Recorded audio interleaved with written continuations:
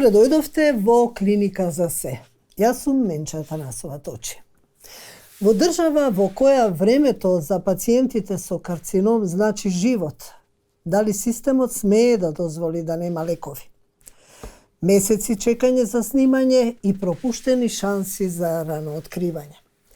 Во Клиника за се ќе зборуваме за реалноста, за луѓето што не бараат привилегија, туку на времена терапија, достапен скрининг и право на достоинствено лекување.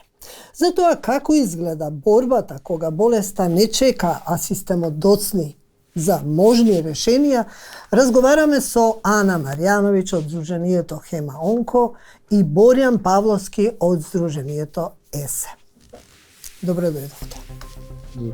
Проблемот на секој пациент со карцином започнува од моментот кога ќе ви биде кажано дека имате карцином, бидејќи патеките во Македонија се апсолутно нејасни. Пациентите имаат проблем. Се оперирал воопшто без да дојде на онкологија, што не треба да се случи. И јас одговорно тврдам дека мене таа вакцина 2 пати ми го спаси животот. Ние сме едни од ретките земји кои што во изминатите 2 години имаме вакцинација за ХПВ и на машките деца. Како вакцина која што е задолжителна во оваа држава, не може да помине 50%. Сите луѓе што стаселе да се лекуваат на клиника се неуспех на јавното здравје, односно на превенцијата. Значи, никој не посветува време за да овие родители бидат информирани што оваа вакцина значи и што заштитува. Родители и високо образовани не е важно, што не се од медицинските гранки прашуваат се зошто моето машко дете да го вакцинирам со ХПВ вакцина. Тука се завршува со таа реченица. Треба да се направи биопсија. Се додека системот по автоматизам не ви ја закаже таа биопсија, не ви каже точно кога ќе се случи и како ќе се случи, ние ќе имаме хаос во здравствениот систем. Ние во ракот на дојка, како и во другите карциноми, веќе имаме премногу млади. Една Европска унија има канцер план за 10 години. Ние немаме идеја што ќе правиме во 2027, еве нека ни каже министерот, во која друга европска држава се дискутира за скрининг програми без пациентите. Од ние во нашава држава мислам дека повеќе губиме пациенти од причина што чекаат за дијагноза.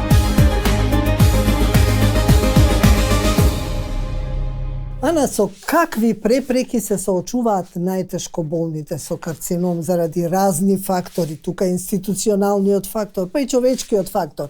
Станува збор за една голема категорија на пациенти за кои што мора да се зборува, кои што не смеат да бидат занемарени, за кои што мора да се бараат решенија. Сакам само на почеток да спомнеме, да наброиме со што се тие се соочуваат. А после ќе се навратиме на деталите. Прво ти благодарам за поканата во оваа емисија, за да зборуваме отворено за проблемите. Ова прашање мене лично некако најтешко ми паѓа, ради тоа што многу тешко можат проблемите на пациентите да се стават во една реченица. Проблемот на секој пациент со карцином започнува од моментот кога ќе ви биде кажано дека имате карцином, бидејќи патеките во Македонија се апсолутно нејасни. Што по таа дијагноза, односно која е патеката за да стигнете до онкологија и да почнете со третманот. И тука веќе ве следуваат следните проблеми. Проблем за пациентите се нереалните гужви на клиниката на онкологија и тие не се проблем само за пациентите, се за целиот персонал, што мора да се каже, кога еден доктор треба во денот да прегледа помеѓу 60 и 80 пациенти, некогаш и 100 пациенти. Тоа е нехумано, ниту за тој доктор, ниту за тие пациенти кои што чекаат во тие ходници, па ниту за останатиот персонал. Потоа од таму заминуваме во условите и гужвите во дневната болница. Во дневната болница проблемите настануваат од може да ве боцнат, не може да ве боцнат, не се дозволува секој пациент да има порт, не се рефундира за секој пациент да има порт, нешто што е пракса во светот. Потоа од таму почнуваме дијагностиката за еден пациент без оглед на кој карцином станува збор.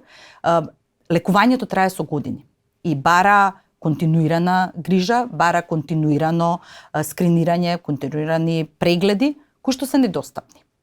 Недостапни секогаш, недостапни редовно, со задоцнување, па од тука кога ќе продолжиме понатаму, проблем се и недостатокот на терапија, без оглед колку кратко се јавува. Ама е континуирана, со години. знаете како, ќе зборуваме понатаму, имаме ние напредок некдека во изминатата година во тој дел, меѓутоа повторно се случува.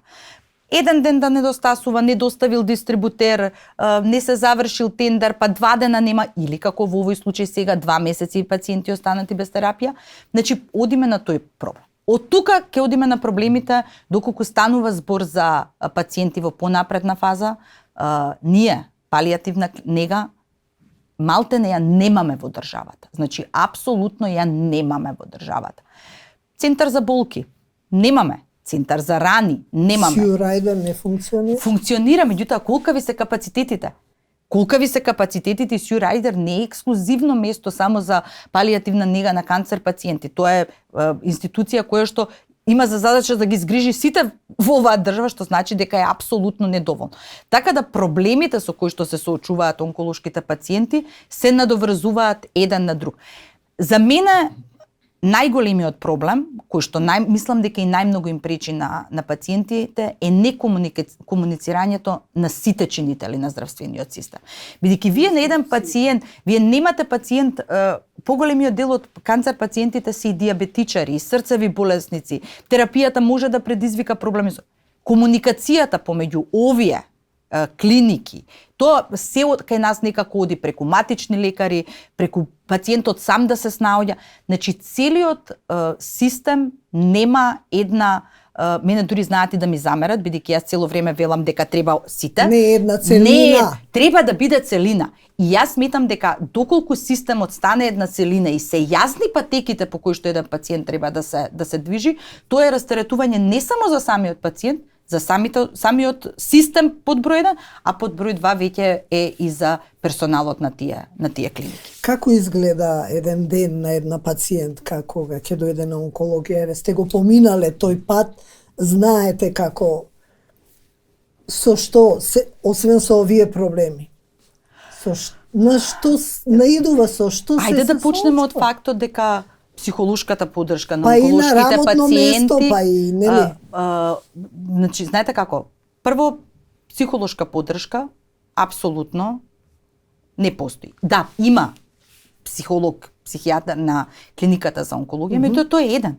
По автоматизам е веќе недоволен. Така. Да не зборуваме дека кај нас ви ја даваат диагнозата и вие не ви ја дава доктор, него добивате еден лист од патологија на кој што пишува имате канцер. Дури не ви го ни соопштува тоа секогаш некој доктор кој што го гледате се шокира. Што е многу сурово. Значи самото тоа со каква диагноза се соочувате е проблем. Кога ќе влезете на клиниката на онкологија и кога ќе ја видите таа гужва, таму има пациенти кои што од 8 часот чекаат. Да, сакам да се навратиме на гужвата, значи, меѓутоа гужви слободно, има. Да. Ме разбирате? Гужвите се, пак ќе речам, непредизвикани од неработење. Например, таму вие ретко можете да начекате да доктор не е во така. Меѓутоа, прво еве да почнеме како е организирана клиниката, со тие тесни ходници, мали чекални, се доправија оваа година 2 нови чекални, меѓутоа тие се пред дневната болница, не се доволни. Па тука и нашиот менталитет, да си бидам јас пред врата, да не влезе некој пред мене, пред врски. Значи, тоа е терет сам по себе. Од тука вие, кога ќе отидете кај доктор, па ви направил испитувања, па можете да ја примите терапијата, има случаи кога не можете да ја примите терапијата.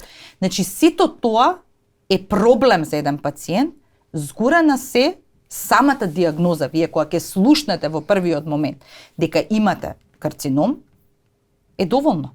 Не ви требаат сите овие останати. Или кога ќе отидете на првиот преглед и кога ќе ви каже онкологот треба да направите ехо на срце, бидејќи не се почнува со терапија без да имате направено ехо на срце, кај 90% од пациентите, и сега вие излагате од таму. Решението за да најдете ехо на срце, а следниот термин ви го закажал докторот за една недела од денот кога првиот пат сте биле, 80... Каде да се најде ехо?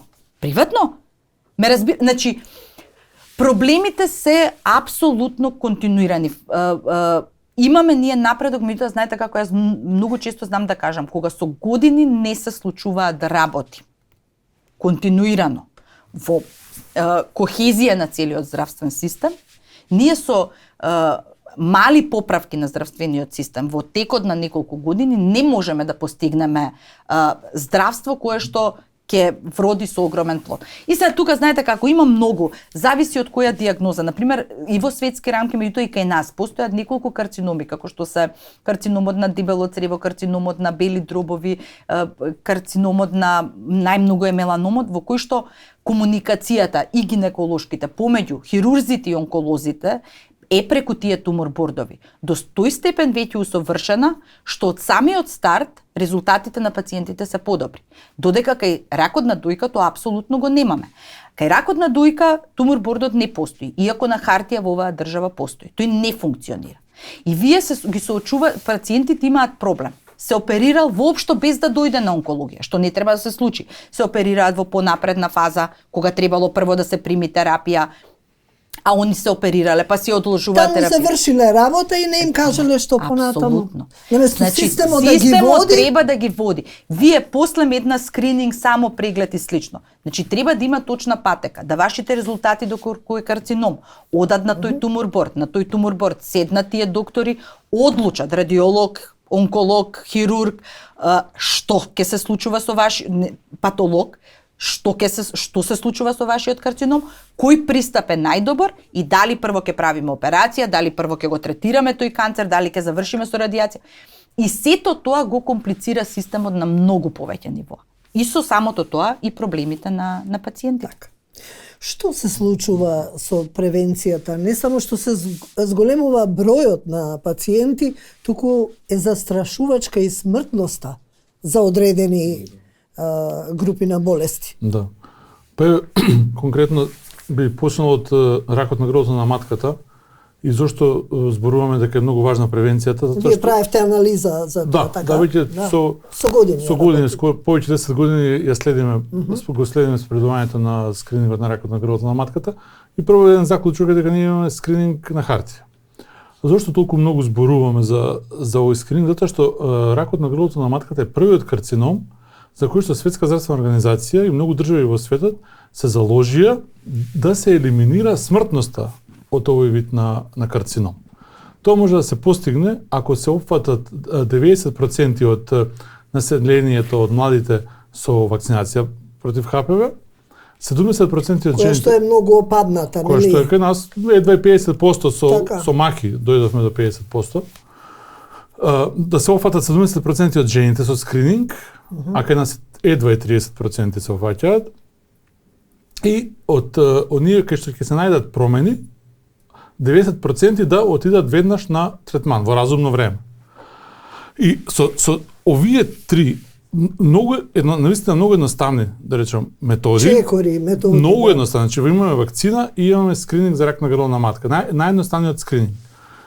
Може, ако Светска здравствена организација има направено калкулација, доколку ова се постигне до 2030 година, можеме да сметаме дека во догледен период нема да видиме ни една жена да умира од рак на грло на матка. На глобално ниво збориме. Да, воопшто и на ниво на држава, и на ниво на, значи ако една држава ги постигне овие цели, ќе може да се елиминира. Значи затоа е многу важно. Зашто прв рак за кој што веќе не се зборува, него има стратегија за елиминирање на смртноста, а кај нас офатот е пренисок. Плюс кај нас се уште оди со пап тест скринингот, што веќе се смета за застарена метода, неточна во околу 20% од случаите, научно докажано дека 20% се лажни резултатите од пап тестот. За ова не се зборува, не знам, барем јас. Не, апсолутно не се зборува, нека. Да, а има научни студии, ова не е дека научни студии. Сега, да. Не е измислено. 20% има грешка кај пап тестот. Веќе на државите западни и европски го усвојуваат ХПВ тестот. ХПВ тестот е прво многу полесен за земање. Веќе во жените сами можат да го земат. Или ако не може, било кој здравствен работник може да го земе. За пап треба гинеколог. Што кај нас исто така проблем, дека не се доволни. Ги има ли тие тестови? Ги набавуваат? Ги има, мислам, кај нас ги има. Вака, тестови има и приватно да се купат за сам да се прегледате, меѓутоа во државата покрива исклучиво и само во скрининг програмата ПАП тест. На клиниките тестовите се прават. Јас сум еден од тие пациенти прво кој што е меѓу првите десетина вакциниран во Македонија со ХПВ пред 20 години кога се донесе вакцината, бидејќи имав нели искуство и проблеми со оваа диагноза, и јас одговорно тврдам дека мене таа вакцина 2 пати ми го спаси животот. Јас бидејќи се лекував на клиниката за гинекологија, таму редовно ми се правеа типизации, односно за ХПВ, и тоа се следи. Гинеколозите кај нас, надвор од скрининг програмата, го прават. Меѓутоа, тоа не можеме ние да го рачунаме дека е скрининг програма. За нешто да наречеме дека е скрининг програма, треба да биде задолжително. И кога целиот свет зборува дека за да бидат точни резултатите, да биде точна таа скрининг програма, јас лично самата сум имала лажен пап тест, факт е дека мора да има. Ние тоа го договлекуваме. Од друга страна, вакцината ја имаме достапна повеќе од 20 години. Не можеме да стигнеме ни до 50% вакцинирани. Ние сме едни од ретките земји кои што во изминатите 2 години имаме вакцинација за ХПВ и на машките деца. А првиот го скора на тоа, точно пред 20 години. Да. И како вакцина која што е задолжителна во оваа држава, не може да помине 50%. Значи, ние тука имаме прво судир. Нешто што на хартија зборуваме дека е задолжително, не се практикува. Од една страна. Од друга страна, едукација на родителите, бидејќи вакцината ја примаат деца кои што се малолетни, од 9 до 12, на 12 годишна возраст, апсолутно не постои никаква. Значи, никој не посветува време за да овие родители бидат информирани што оваа вакцина значи и што заштитува. Да не зборуваме дека ХПВ вакцината заштитува и од други карциноми. Значи, ние зборуваме дека со оваа вакцина веќе се зборува заштитува од рак на грло, значи е многу чест предизвикувач ХПВ, високорисичните на грлото. Веќе има некои лимфоми кои што се поврзуваат со ХПВ, што значи дека вие вашето дете не го заштитувате само од, да не зборуваме исто на гениталиите на машкиот орган, се заштитува со истата вакцина, никој тоа не го зборува, никој не го информира народот и пациентите, односно родителите, со што све вие го заштитувате вашето дете доколку ја прими оваа вакцина навреме. Што ли недостасува тогаш? Кампања ли недостасува? Кампања недостасуваат апсолутно. Едукација, значи, зошто е битна превенцијата? Затоа што има една, ајде да кажем, основна флоскула во јавното здравје. Сите луѓе што стаселе да се лекуваат на клиника се неуспех на јавното здравје, односно на превенцијата. Тоа превенцијата мора да се зајакне во оваа држава и наистина да се посвети пари и се. Прво основна едукација. Зошто е важна? Затоа што родители и високо образовани не е важно што не се од медицинските гранки прашуваат се зошто моето машко дете да го вакцинирам со ХПВ вакцина, затоа што сите имаат поврзано со ракот на грлото на матката. А како што каже Ана, ХПВ ќе се повеќе машки лица се диагностицирани со рак на јазик, рак на грло, рак на хранопровод и така натаму, точно до неј ХПВ типови што го предизвикуваат ракот на грлото на матката кај жените. Значи, важно е сите да бидат вакцинирани, и момчиња и девојчиња.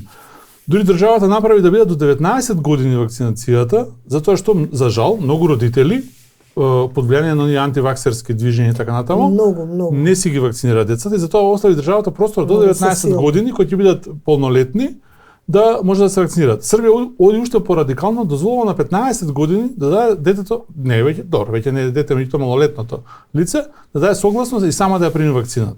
Че потребна едукација и потребна е борба со тие дезинформации кои што се шират. Дека КПВ вакцината предизвикува стерилитет, дека не знам што рак и така натаму. Тука воопшто да не дискутираме борба со такви здруженија антиваксерски воопшто нема и се е дозволено. Основна е едукацијата и за ХПВ тестот. Зошто е важно секоја жена да го направи? Пап тестот беше порано, сега и ХПВ тестот веќе. Зошто е важно на секои 3 до 5 години да се направи тестот?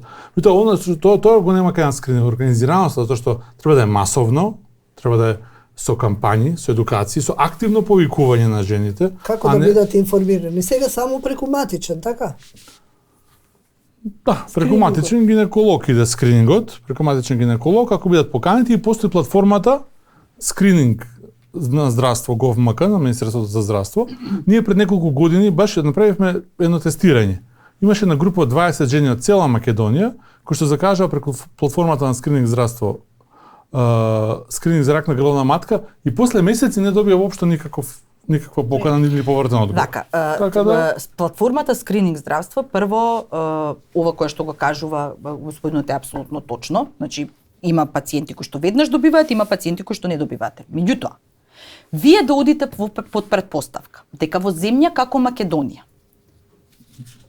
онлайн треба да се регистрирате за скрининг на грло на матка или на... Значи, тоа се веќе абсурдни работи за во оваа држава. Ние имаме приватни гинеколози и приватно матични лекари. Ние државни матични лекари и гинеколози, освен на клиниката гинеколози, немаме. Што значи дека и за матичните гинеколози и матичните лекари, овие програми треба да бидат дел од нивните договори со фондот. Значи, вие не можете, нели, да постигнете да земете. И најголемиот проблем е во Македонија. Казните не постојат за никого. И вие не знаете како скринингот во надвор од Македонија е успешен. Меѓутоа вие имате една Швајцарија која што вели, доколку вие сте 2 пати поканети на скрининг, не се појавите, не сте го направиле, работодавецот е задолжен да ви го скрати здравственото осигурување. И вие така ќе прво треба да ги направите условите, значи да не биде тоа платформа на која што јас ќе се регистрирам, ама нема да добијам 4 месеци термин. Меѓутоа, кога ќе ги направите условите за една скрининг програма, треба да има начин и како да се регулира тоа, дека секој ќе дојде. Кога невозможно. Ете така. Сакам да ве прашам за состојбата со лекови, меѓутоа да го слушнеме прво што кажа во интервјуто министерот за здравство Алију, па после може да ни искоментирате. Решението го најдовме и решението е следно, веќе нема да има отворени повици или тендерирање на постапки за 1 година, туку ќе бидат за 3 години. И ова е единственото решение за здравствените институции за 2 работи. Прво, вие може да исцрпите количини и од наредната година, бидејќи проблемот кај нас како мала држава. А да не се задолжувате кај веледрогериите. 2 работи се во кои што ние се соочуваме со проблемот. Прво, како мала држава, реално лековите ни се поскапи отколку во големи држави. Ова го решаваме Затоа што сме мал пазар, претпоставувам. Затоа што сме мал пазар, количините се помали и така натаму. Чак имаме случаи кои што компаниите воопшто не се ни заинтересирани да аплицираат за некој тип на лек кај што маржата е помала.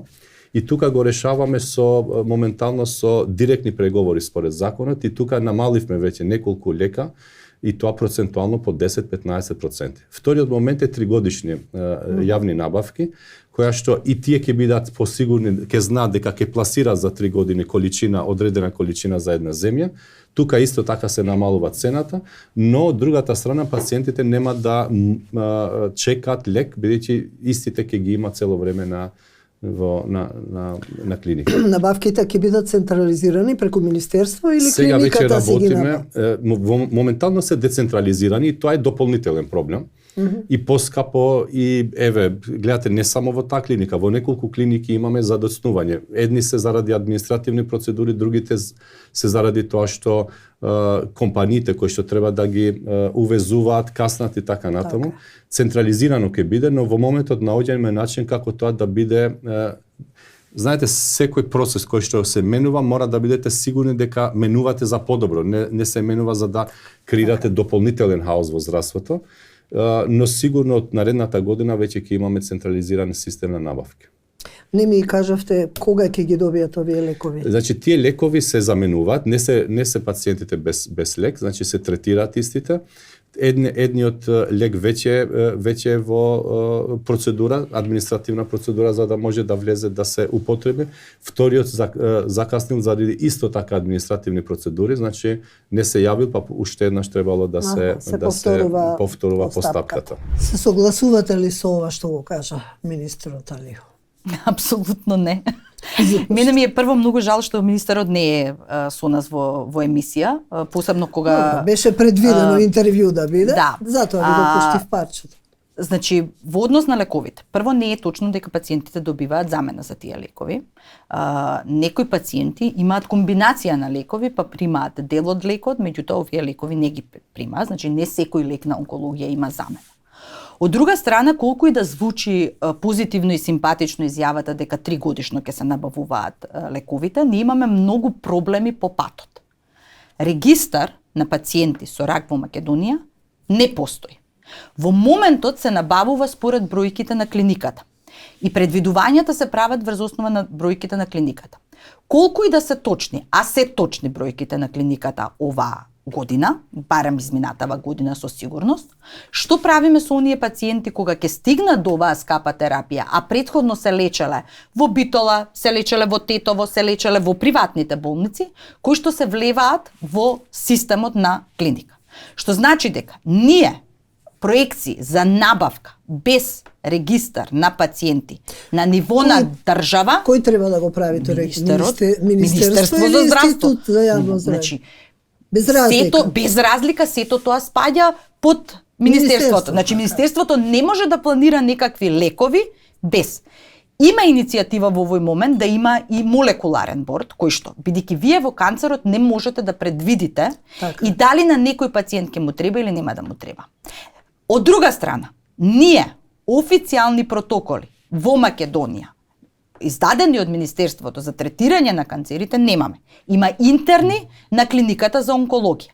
Меѓутоа, доколку ние не знаеме точно на кои пациенти следува, зошто им следува таа терапија, како ќе знаеме да предвидиме, да не зборуваме дека овие лекови кои што постојано недостасуваат, паблоциклибот, рибоциклибот и слично, се веќе во светот во прва линија на терапија, кај нас се даваат во втора линија. Во ред, нека бидат во втора линија, не сме ние држава со големи буџети, меѓутоа, кој гарантира дека ќе се дадат на сите пациенти кои што имаат индикација, доколку немаме протоколи според кои што тоа се раководи.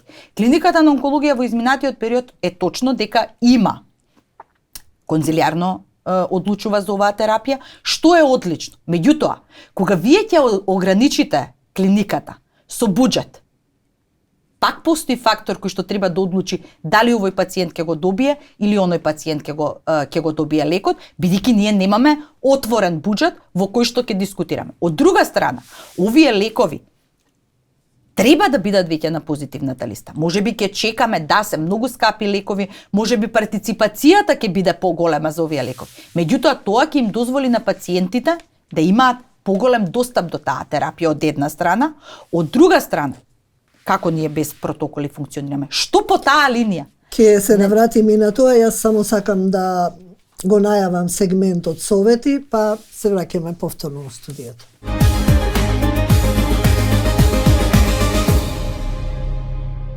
Што е рефрактивна хирургија? Рефрактивна хирургија е начин на оперативен зафат на интраокуларната леча или на целото око во кој кај пациентот се регулира неговата диоптрија. Било да е за далеку гледање, кога зборувам за далеку, мислам на телевизија и возење, а кога мислам за гледање за блиску, кој исто така се регулира, тоа е далечината од 70 сантиметри, тоа е лаптоп компјутер, и онаа далечина веќе е полузаборавена на 40 сантиметри читање новина или телефон. Која е разликата во рефрактивна хирургија кај помладите пациенти и кај повозрастните? Кај пациентите во младите години нивната природна леча е условно кажано здрава, не е замаглена, и кај нив доаѓа само до потреба за да се окото направи идеално рефракциски, значи не се вади нивната природна леча која е замаглена, туку се имплантира леча во предната комора пред самата таа леча или се прави методата на екзајмер лазер, каде нивната рожница се бруси и брусејќи ја рожницата правиме да пациентот добие на своја идеална диоптрија која ќе доживее како неносење на очила. Значи, додека кај постарите, нивната природна леча е во главном замаглена и ако не е замаглена, кај нив брусењето на рожницата или корнеата со екзајмер лазер не е метода на избор, бидејќи они не гледаат и блиску. Затоа треба да се кај нив регулира и блиската далечина, да кажам, или блиското растојание. Што се случува кај пациентите од кои ќе имплантираат леки? Кај пациентите кога ќе имплантираат лечата, првичното е самото, да кажам, одушевување од нивниот добиен вид, пред тоа они не гледале или гледале замаглено или не знаеле колку гледаат. Често голем дел од нивните пациенти кажуваат дека погледаат крстот наводно, дека конечно виделе дека дома не име некогаш некои работи баш и чисти, некои се шалат дека конечно ја виделе ето сопругата или она ги видела нив во последно време, така да во главном првите денови доаѓа до едно големо задоволство и одушевување од повторно добиениот вид. Што најмногу ги воодушевува пациентите од кои ќе ја направат операцијата? Кога го вадат првото завој на окото, кај нив е првото големо одушевување и следното е на утрешната контрола која ден после операцијата е обавезна и на истата кога видат дека немаат ограничување по нивните животни активности. Тогаш е нивното задоволство најголемо. Може ли да го искоментираме делот околу скринингот? Каков е опфатот? Вие правевте анализи нели, за грлото на матката, за рак на дојка. Каков е опфатот? Имате ли за годинава и еве во делот она што го спомна министерот, што ќе превземе? Да, значи со скринингот за рак на грло на матка се бележи пат на опфатот во изминатите 3 години. Ако во 2023 година биле околу 13% од жените опфатени, во 2025 се само 7% опфатени. Значи, тоа е точно. Тоа што го кажа министерот. И затоа што вложувањето во превенција не е трошок, туку инвестиција. Затоа што за скринингот на рак на грло на матка има калкулации дека едно вложено евро на долг рок, на години, напред, заштедува и до 24 евра. Затоа што сето тоа е токму така. Од друга страна, смртноста од овој карцином се зголемува. Ако пред 10 години зборувавме за 40 до 50 починати жени годишно, сега веќе во изминатите 3 години е над 77. Зашто се должи ова? Значи тоа е доцното откривање пред се. Затоа што тоа се нели слаба превенција. Слаба превенција. Има ли пари во буџетот за превентивните програми? Има ли доволно пари? Програмата за скрининг, која што ги опфаќа сега 4 видови на скрининг, со најава за повеќе, тоа е рак на грло на матка, рак на дојка скринингот, за дебело црево и за џигер, карцином на џигер, се 25 милиони денари. Значи, ние не можеме да зборуваме за сериозни скрининг програми со волку мали суми. Затоа што една основна калкулација, пресметка кажува дека за успешен скрининг на рак, само на рак на грло на матка се потребни околу 3 милиони евра во рок од 3 до 5 години. Меѓутоа, таа инвестиција се враќа, се спасуваат животи и токму тоа што го каже и министерот, се намалуваат трошоци. Прво, нема да зборуваме ни за терапија за одредени видови на карцином, ако се откријат на време и за хемотерапија. Прво е спасувањето на животи, тоа се 77 човечки судбини, 77 фамилии. Тоа е прво и основно. Застрашувачки. Од друга страна, преку 300 жени годишно се лекуваат само од рак на грло на матка на клиниката за онкологија. Нема да страдаат, нема да бидат подлежни на агресивни третмани. Потоа, на крај за штедата. И како за семејствата, како за жените, така и за државата. Нема да се плаќаат изостатици, нема да плаќаат жените скапи третмани, приватни прегледи и така натаму, консултации, а со едноставно вложување во превенција и скрининг од сите видови на карцином за кои што постои скрининг. Тоа е најефективниот начин и да се спасат животи и да се заштедат средства во државата. Имате ли податоци за годинава? Каква е ситуацијата? Не, за оваа година не. Рано е, за ова тромесечие, меѓутоа. За жал, дури и тие извештај многу доцнат. Институтот за епидемиологија последно има објавено за 2023 година. Значи за 2 години наназад се објавуваат резултатите или споро ги обработуваат? Значи не знам што е точно проблемот, меѓутоа за 2 години ние немаме никакви официјални податоци каква е состојбата со скринингот и со малигните заболувања. Кој што треба и транспарентно да ги објави. А еве само една споредба. Македонија е за жал, како да кажам, црн водач во однос на откривањето на ракот на грло на матка во напредна фаза зборувам, затоа што поентата на скринингот е да ги открие тие така наречени предракови промени, што се лекуваат многу лесно. Во Македонија се открива 24 жени на 100.000 годишно. Во Грција 5,5, во Словенија околу 7. Значи само од регионот да гледаме. Ние сме катастрофална ситуација. На светско ниво, кај што е вклучен цел свет, па и неразвиените држави, се 14 на 100.000. Во Македонија 24 на 100.000. Значи превенцијата е катастрофална. Страшно. Добро, Јас би сакала да се доврзам нова.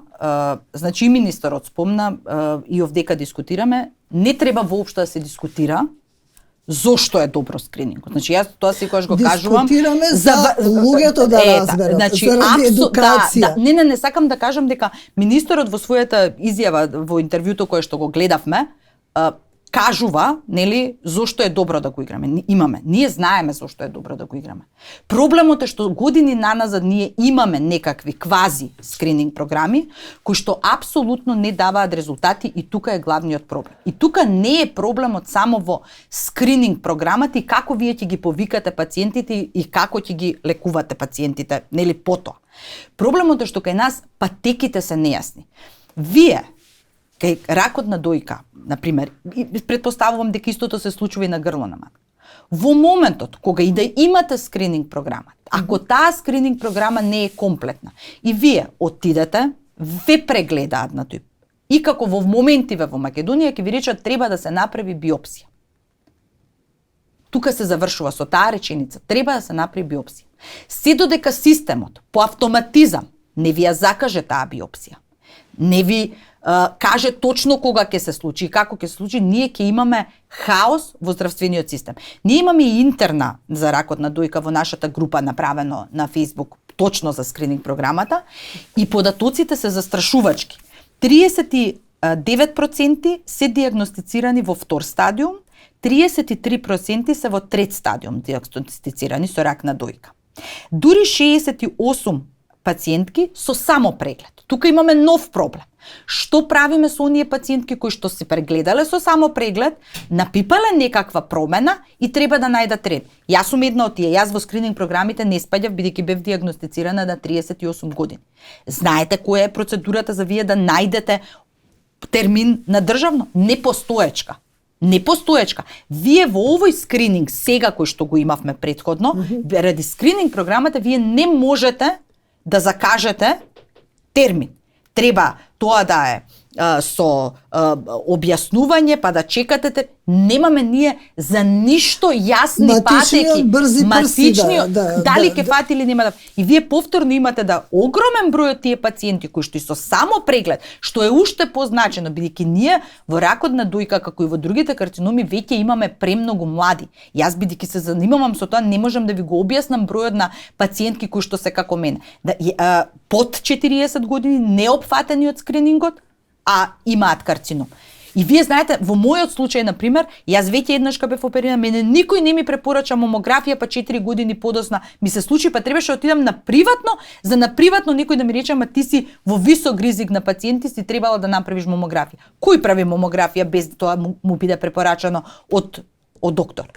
Значи, скрининг програмите, прво, ние не знам колку, овие 3 милиони кои што се зборуваат, еве да речеме за карциномот на грло на матка во прв момент. Треба да се предвиди дека вие ако направите сериозна скрининг програма, оваа држава треба да биде спремна дека во првите 5 години ние ќе детектираме толку многу голем број на нови пациенти, ќе треба да се лекуваат тие пациенти. Кои се капацитетите на оваа држава? Да не зборуваме дека ние се уште имаме онколошки клиники во оваа држава кои што не функционираат. Постојат со лекари, постојат со капацитети, а не функционираат. Значи, сето ова некако е... Јас би се вратила на матичните, па би одела на оној дел со некои одели или некои болници. Дали малиот број на матични гинеколози има влијание? Секако. Околу 160 се во цела држава и не еднакво географски распространети. Во големите градски центри, во Скопје ги има многу, например, и во другите големи градови. Во малите градови, руралните места недостасуваат воопшто. Меѓутоа, и на плаќањето на пап тестовите, верувам дека има влијание сигурно. За жал, да, сите наши истражувања 10 години наназад, каде и да ги правиме, меѓу кои популација на жени, е за жал дека не сакам да генерализирам да кажам сите, тоа не, меѓутоа голем дел од матични гинеколози им ги наплаќаат. Па и сами си признаваат. Им ги наплаќаат услугите кои што мала им беше капитацијата, си признаа, нека ја зголемат капитацијата, ние нема да наплаќаме, меѓутоа си продолжи. Кој што, да. Си продолжија со исто темпо и тие. За жал се наплаќаат. Услуги што се бесплатни според договорот со фондот. Значи, гинеколошки преглед, брисеви, ехо, сето тоа треба да е бесплатно кај матичниот гинеколог. Меѓутоа не. Од друга страна, ако се воведе она што го кажавме, ХПВ тестот со само земање на примерокот, веќе ќе се елиминира и тој проблем. Иако секако мора да има повеќе матични гинеколози, веќе не зборуваме само за скрининг, туку нели за следење на бременност и други гинеколошки прегледи, така да и тој проблем мора државата да го реши. Не може да се 40 општини без матичен гинеколог. Спомнавте дека се сите сконцентрирани во Скопје. Што се случува со клиничките болници? Тетово, Штип, Битола. Функционираат ли за онколошките пациенти? Штип апсолутно не функционира. Штип нема ни услови да функционира како онколошки центар.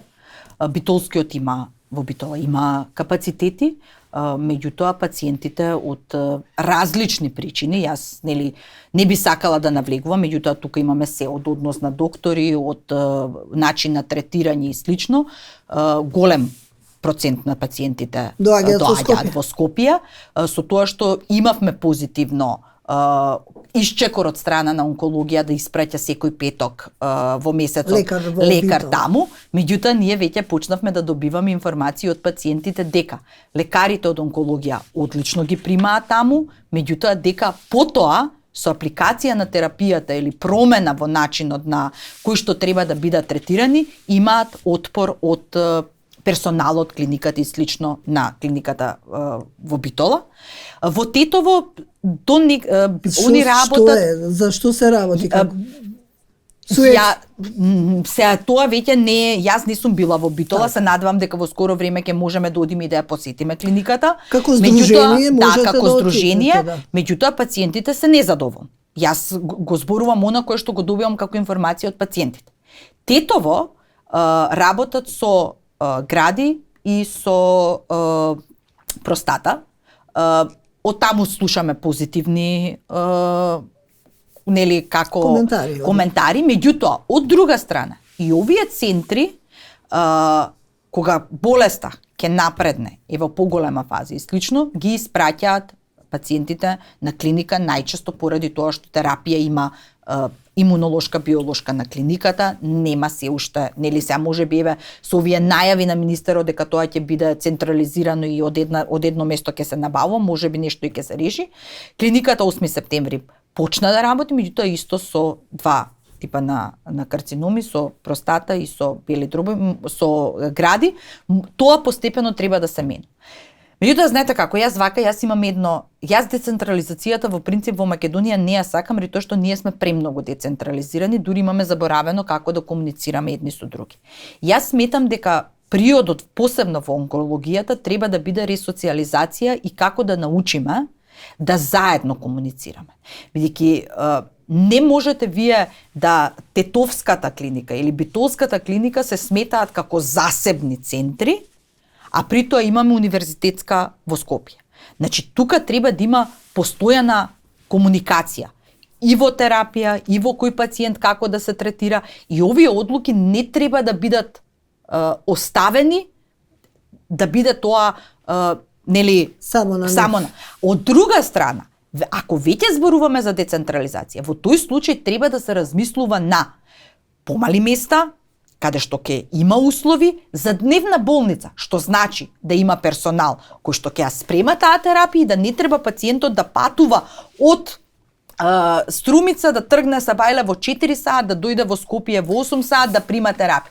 Меѓутоа, тоа е еден друг принцип на децентрализација кој што во Македонија не функционира, бидејќи ние се уште клиниката сама си ги набавува лековите.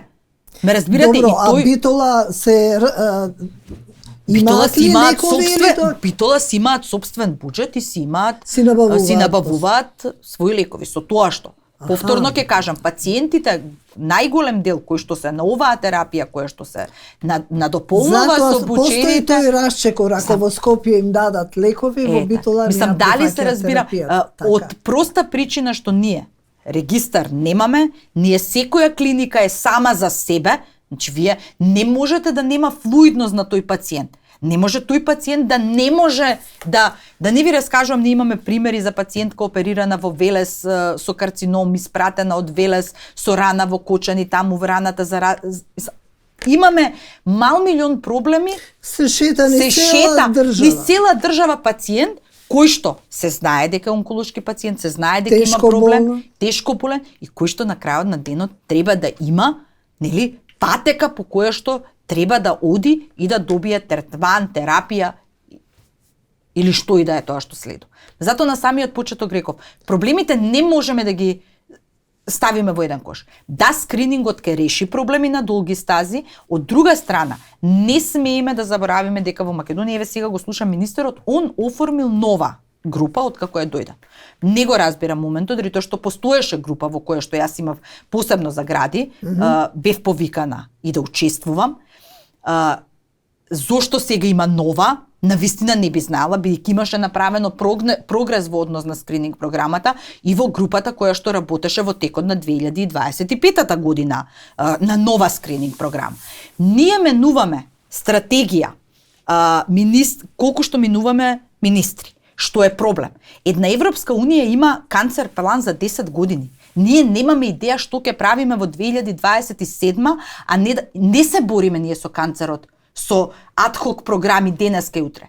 Треба да се седне, јас дури дадов и предлог. Седнете, па дури и политички тоа. Имаме ние собрание. Добро, вие не можете притисок да вака, прво да во оваа држава пациентските организации никој не ги повикува. Освен ако ние не се наметнуваме. Фала му на Бога, ние како здружение сме доволно гласни и гледаме да се наметнеме сегдак. Меѓутоа, јас не можам да разберам во која друга, еве нека ни каже министерот, во која друга европска држава се дискутира за скрининг програми без пациентите, односно здружение. Не мора да тоа биде хемаонко, има и други здруженија, нека како се дискутира за скрининг програми без вие да ги прашате пациентите. Еве нека ми каже министерот што е со тие пациенти и каде е патеката ако преку само преглед се детектираат. Што треба тие пациенти да не зборуваме дека вие едукацијата на населението за превенција за скрининг треба да ја правите во помош, односно во соработка со здруженијата, бидејќи знаете како македонската е позната прашајте паталец, а не гаталец. И друго е кога јас ќе излезам со мојата приказни која ќе раскажам дека сум добила карцином на 38 години и дека поради тоа сум изгубила и се што ми се случило и кога ќе им кажам на жените прегледајте се, верувајте на тоа што треба да се направи, отколку ако вие пуштите некакви видеоклипови да вртат и ни тие не вртат. Меѓутоа, ви треба соработка со пациентските организации. Ние во оваа држава, фала му на Бога, кога зборуваме за превенција, имаме пациентски здруженија и од другите болести. Многу ретко користиме да ги прашаме пациентите кои што го поминале патот и кои што точно знаат каде се секој пропуст во ова здравство, да ги прашаме кое е нивното мислење и како сметаме дека треба да се решат проблемите со кои што се соочуваат. Одиме повторно со сегментот совети, па се враќаме веднаш во студиото.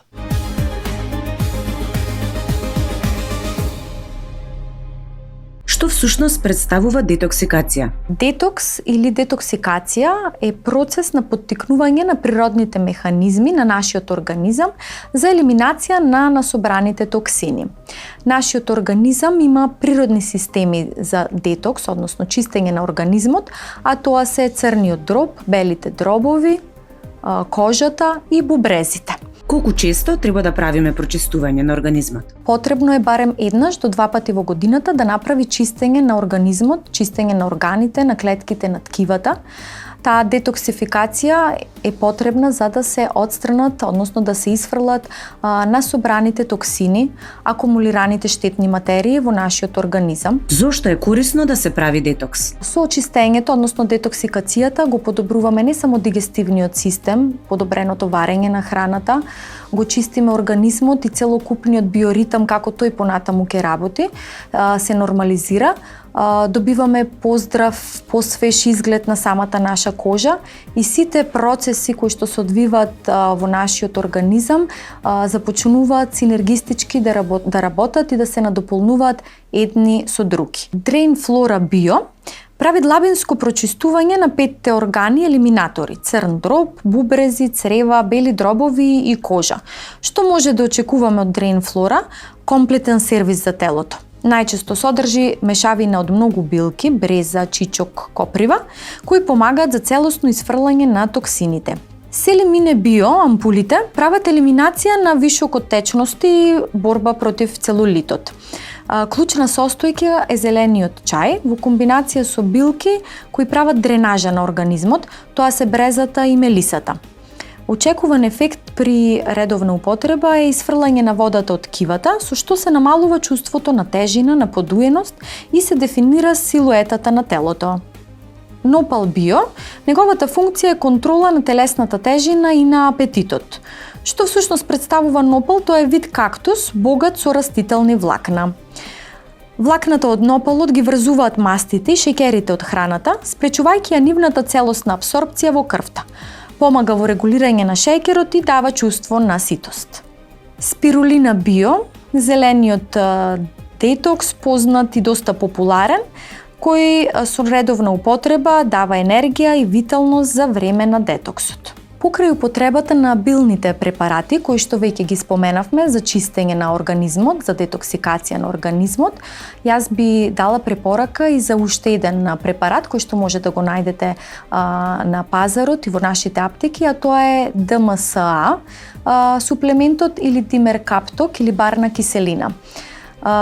Мора да имам индивидуален пристап при изборот на овој препарат, бидејќи е селективен, не е за секој пациент.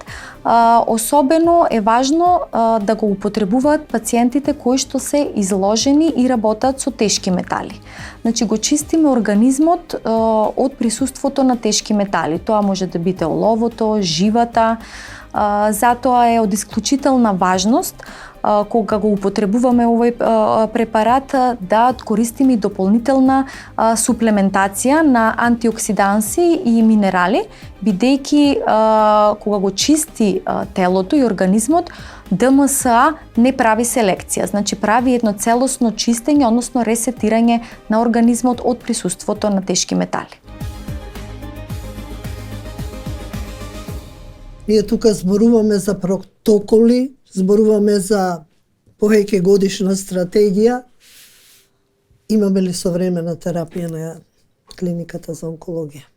И каде сме тука во однос на другите држави? Во однос на другите држави ние касниме и тоа ќе биде со години, бидејќи не може да се стигне. Во онкологијата напредува терапијата многу брзо. Меѓутоа, од друга страна имаме навистина стручен кадар.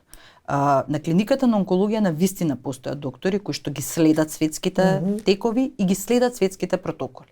Прво, како држава мораме, како здравствен систем, да се научиме да ги слушаме докторите и како пациенти и како држава.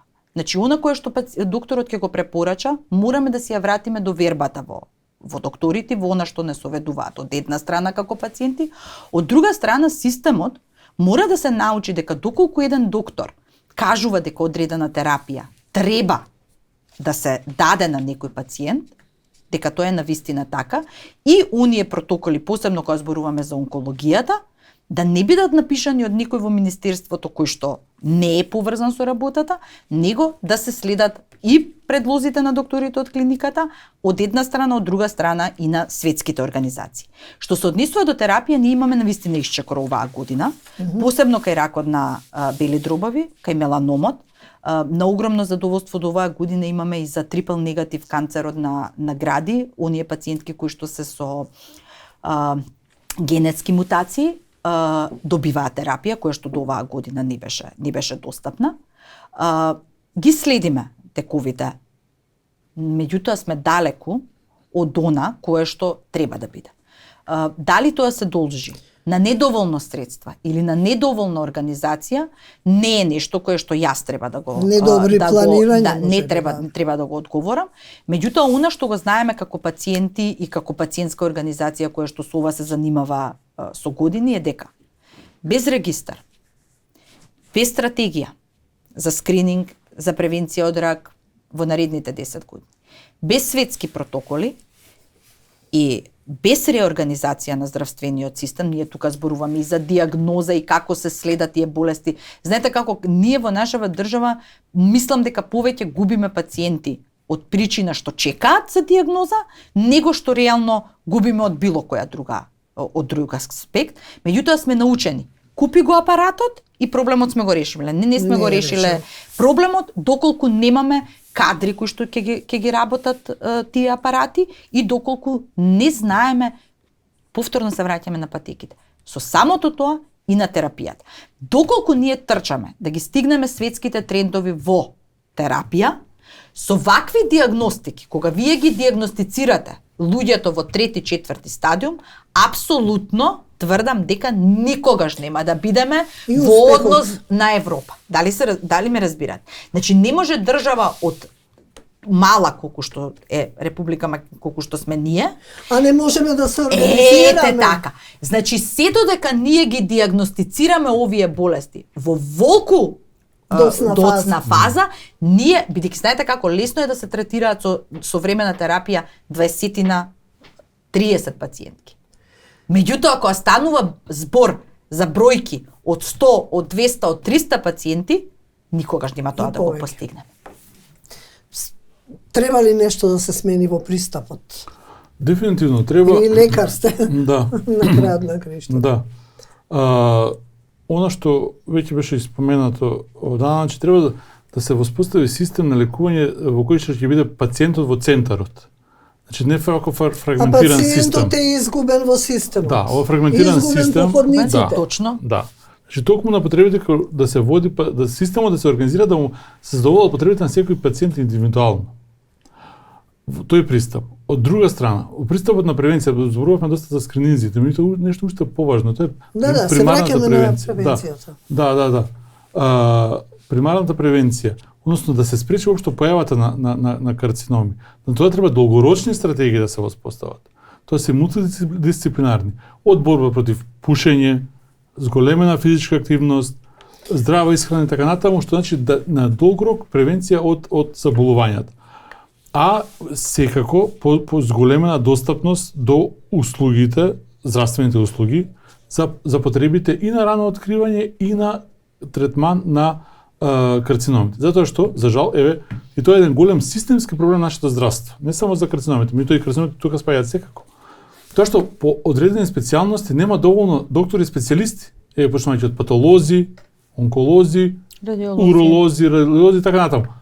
Значи деценијски проблем кај што се остави специјализација да немаше специјализација со години, непланирани желботека. Се укина некој желботека. И немаше државата стратегија како Словенија да не подали, кога се знае годинава зашто распишува специјализација, државата одредува, а не одредувам јас ако имам пари да си платам, сакам тоа да бидам специјалист. Значи мораме да еднашка да развиеме ваква стратегија. Колку се чека за снимање на PET scan, на компјутер, на магнетна резонанца? Се чека. Многу се чека. Значи, такви пациенти кои што се соочуваат со толку тешка болест. И во тој однос имаме ние. И психички паднати уште да чекаат или плаќаат за PET scan. Сега тука имаме двоен проблем. Ние постигнавме оваа година, има PET scan центарот, одвој, денови за пациентите за дојка, одвој денови за пациентите за меланом, за хематолошките пациенти. Значи се прави некаква промена. Меѓутоа тука имаме прво недостаток. Таму имавме 4 доктори, едниот замина приватно, сега се тројца. Автоматски вие капацитетот го намаливте. Да се зборува за втора камера, меѓутоа што правиме со таа втора камера ако немаме уште тројца нови доктори да дојдат.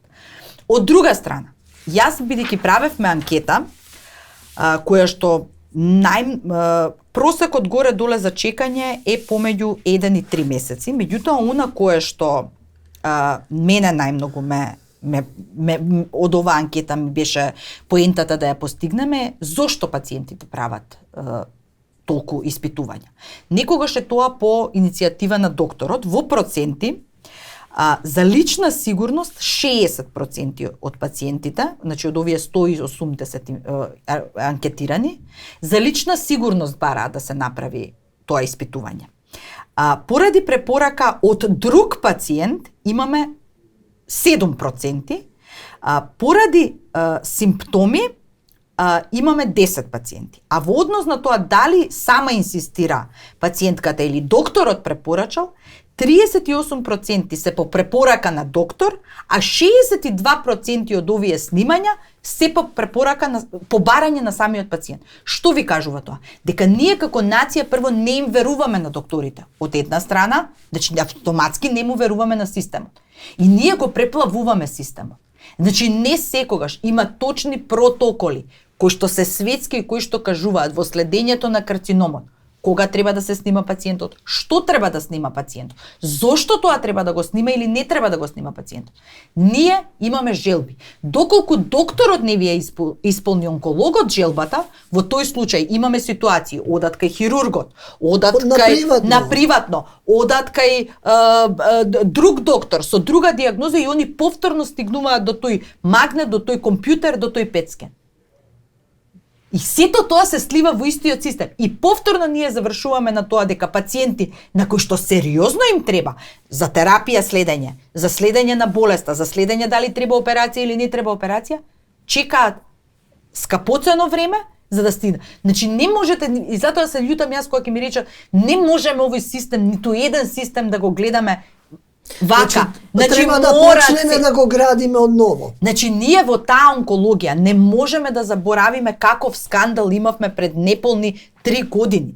Кој посвети време да им ја врати довербата на тие пациенти дека не е така веќе на онкологија? Мислам, се разбираме, има консилијарни мислења.